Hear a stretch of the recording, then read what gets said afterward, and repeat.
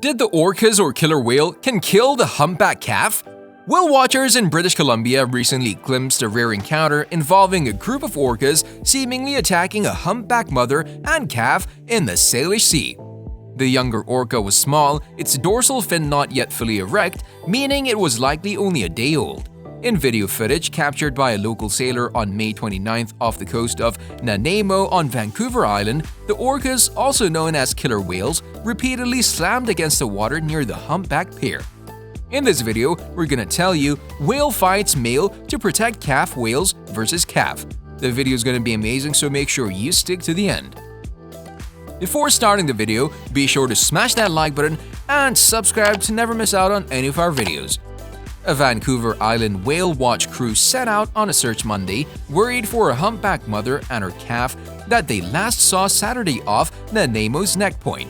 Hopefully, we'll see the calf alive as well, but for now, a lot of speculation about it, said Vancouver Island Whale Watch's Rodrigo Menezes. The two humpbacks haven't been seen since a while. Video was recorded by sailor Darcy Irwin on Saturday night. According to witnesses, 3 pods of transient orcas, the T100, T123S, and T46Bs, formed a bigger group of 13 whales and moved in on the humpback mom and her calf around dinner time. The video shows bodies slamming against the water over an elapsed time of more than 30 minutes. Witnesses described the 30-minute encounter as an aggressive assault by 13 orcas, which will have been focusing on the child humpback. In the footage, one onlooker will be heard saying, "I think they killed the calf." However, there's no proof that the calf was killed. Regardless of the truth, it didn't resurface after the assault and has not been seen since, in accordance with Vancouver Island Whale Watch VIWW, a whale watching company concerned in the subsequent seek for these explicit humpbacks.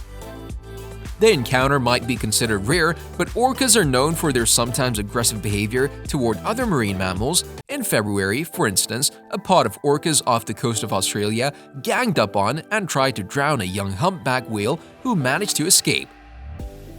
Live Science reported at the time, in March, a blue whale wasn't so lucky when 70 killer whales hunted down and killed the mammal off the coast of Australia in an hours-long battle, Live Science also reported.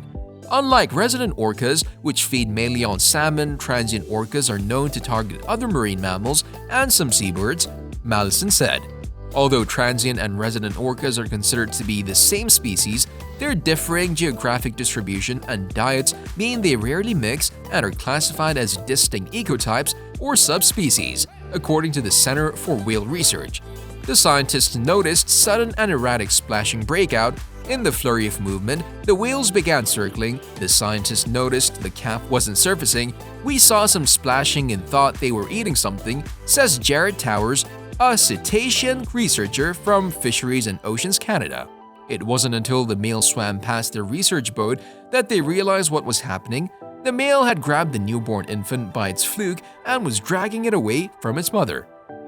Meanwhile, the male's own mother was blocking the calf's mother, preventing it from rescuing the newborn. When the newborn eventually failed to surface, the researchers knew it had been held under, it drowned.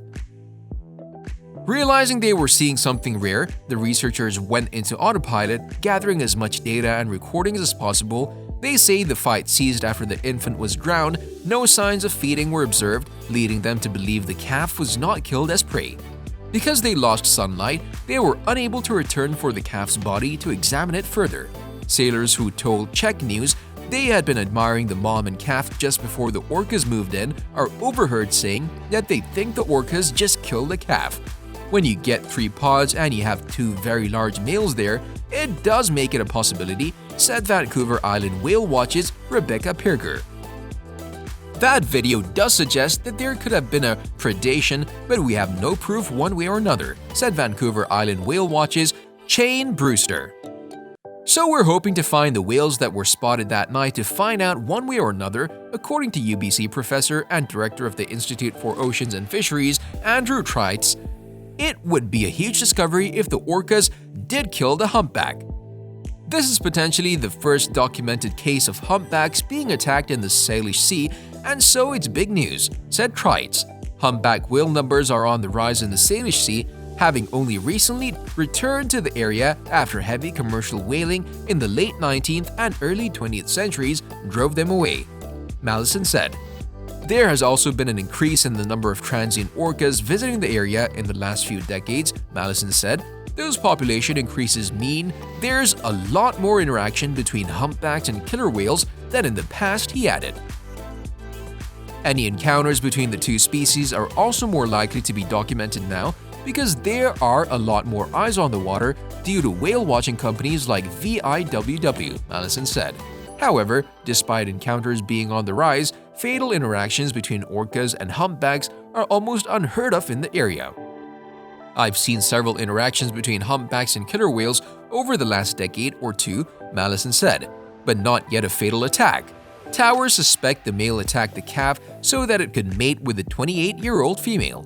When female orcas give birth, they're unable to breed again during the period in which they nurse their offspring. What really surprised scientists was the help the male orca received from its mother." Oregon State University ecologist Ari Friedlander has said the behavior in East Coast dolphin species, but he says it's the only time he's seen intervention from older females. He thinks the older mother may have intervened to help her son find a mate, thereby passing on her own genes. The female, that male's mother, would effectively be helping to pass on her lineage if that male was then successful in breeding with the animal that lost her calf, says Friedlander. Tower emphasizes that the older female was instrumental in the attack, and in orca societies, older females often hold a higher status. Post-reproductive females are known for leading, he says. They share ecological knowledge over decades. It would be the first in the Salish Sea in likely 100 years, according to Trites. Humpbacks have been slowly returning to the Salish Sea over the last 15 years since being killed off by a whaling operation in Nanaimo in 1908. Crites said that the humpback mother would have defended her calf furiously though, and that's not visible in the video, suggesting the orcas made their runs at it but likely didn't get the baby. Perhaps they were just testing the waters and saw an opportunity, said Crites. It's a win for the humpbacks, who are likely now bearing the scars of the attack, and that whale watchers were still looking for late Monday. Did the orcas kill this humpback calf? It's certainly possible, Mallison said. If there are enough killer whales to separate the mother from the calf and they're determined, it certainly would be possible, he said.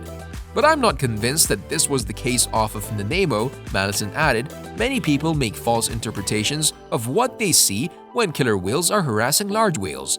If the calf's life had really been at risk, the mother would have tried much harder to deter the orcas, Andrew Trites, a marine mammal researcher at the University of British Columbia, told Czech News. Although killer whales do slam their bodies into the water surface to stun their prey, in this case the orcas may have just been playing with the calf, Crites said. Researchers had seen physical remnants of aggression like scars and deformities, but they say this interaction helps piece together questions about orca behavior. The interaction and the scientists' conclusions are published in the journal Scientific Reports. I think we don't give a lot of animals enough credit for their ability to plan and think ahead. But I think that's exactly what was happening here, says Tower. He and his mom both knew that if the baby was removed, he might have a chance at breeding. Let us know your opinion in the comment section below. This was all for today. Hope you liked the video. Don't forget to subscribe to our YouTube channel. Stay safe, and we'll be back soon with another video just for you guys.